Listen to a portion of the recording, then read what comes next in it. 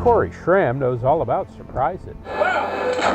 In a combat zone, you never really know what's coming next. And that's where Corey found himself with his artillery unit during 3 tours with the Army in Iraq. We always had to carry 30 rounds of ammunition on us at all times just because you never know.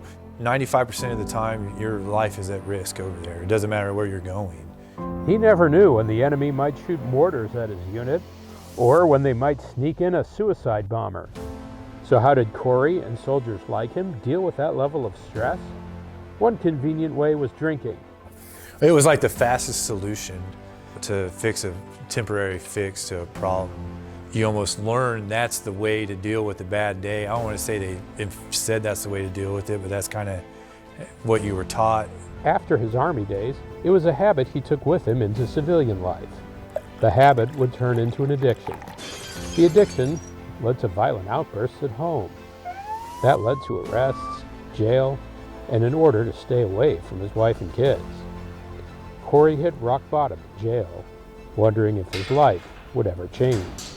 Being told that you can't go home, which rightfully so, you know, like they feel that you're a danger to other people, then, you know, that's what needs to be done. But I mean, that was a big eye opener, being told you can't even go home.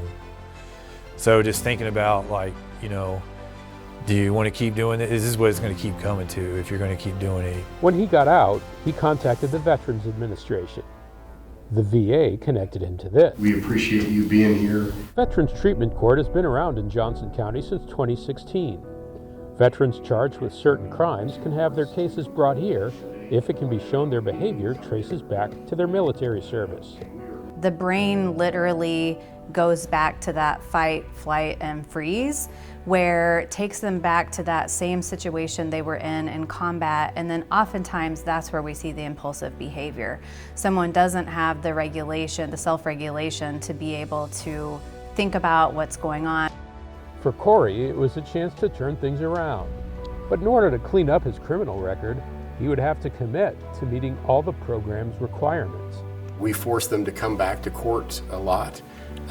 They're tested for drugs and alcohol twice a week through the entirety of the program. They're in essence forced to go to treatment, come back to court and talk to the whole team, but to the judge, and talk about what's been going on since last court appearance.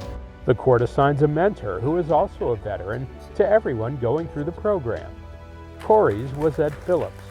I call him the legend. I will continue to call him the legend. They're awesome, man. I don't think you can make it through that program without a mentor. It would be tough. Before court convenes, the program's team meets to review each person's progress.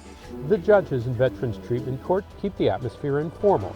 Outside of this program, how's everything going? Yeah, it's going all right. It's so different from, you know, a regular criminal court where it's adversarial and the state's over there trying to punish them, you know, one way or another for their behavior. As a judge, I'm not talking to the defendant like I am to these guys. And sometimes they're kind of, you know, looking at you like, you know, why is he asking me, you know, how I've been doing the last couple of weeks or what's going on or those kinds of things. When the veterans meet expectations, the court rewards them. They can pick a gift card out of the fishbowl, get named to the All-Star team, and advance upward to the next phase, moving closer to graduation. When they don't comply, they get a sanction. It may be not just that they're not on the All-Star board, it could be, well, you need to perhaps write an essay on why this is a particular problem for you. They then probably would work up to community service. You know, sometimes they have to start a phase over, you know, if they've been unsuccessful. But we're trying to keep from putting them in jail.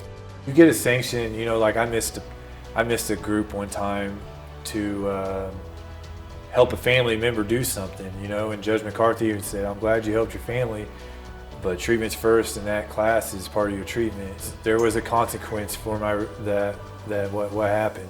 Corey realized he couldn't afford any more slip-ups.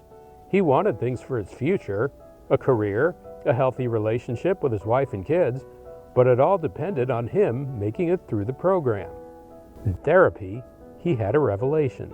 I was able to connect with some of that stuff and be like, oh, okay, that's why I'm doing this, and you know, and on top of that, they would, you know, that was like the beginning of some tools and stuff I could learn. He gained self-awareness, learned how to manage his PTSD, and picked up new skills with family relationships.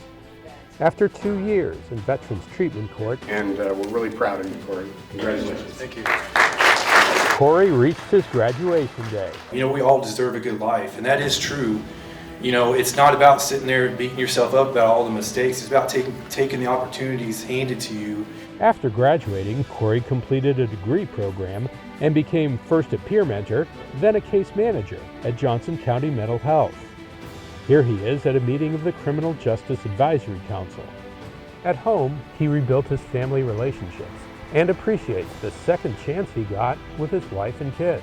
It's one of the many success stories for Veterans Treatment Court in Johnson County. All right, LB, congratulations. Thanks.